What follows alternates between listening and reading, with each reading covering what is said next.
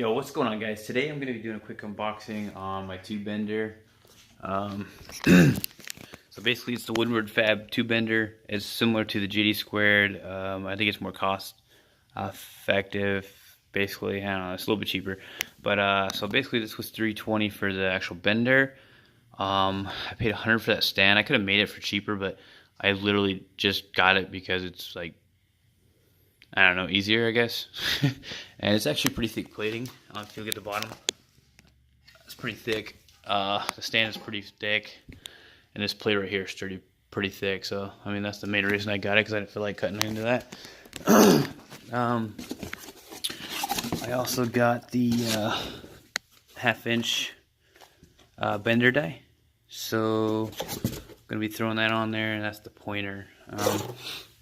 I got some masonry bits and a hammer drill.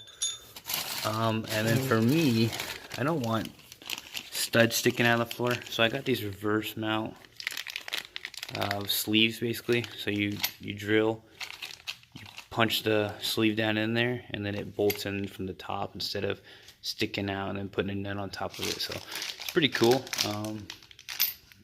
Let's see here if I can show you the die. Die's pretty nice. I think the die was $220. You can get them from the website. I think they're like $260. But if you go on eBay, it's the same thing. The Woodward Fab tube bender die, and you can get them for like $220, maybe $230, around there. And it depends on the die too. If you get a smaller die, I think they're like I don't know, like $180 or something like that. That's the cheapest they go. But yeah, we're gonna try this out. I got some leftover tube.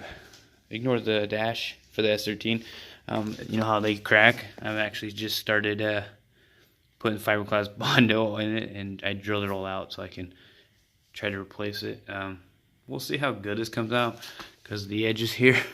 But I'm going to try to fiberglass it all and redo it and sand it all flush and then flock it anyway. So hopefully that comes out cool. It's just for a race car anyway, so who cares? But yeah, I got like some extra tubing and stuff. I got a whole bunch of DOM over there, but I don't want to use the good stuff.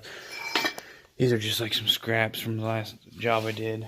So I'm going to try to make like a couple 90-degree cheaters and 45-degree cheaters. We'll see how well that works.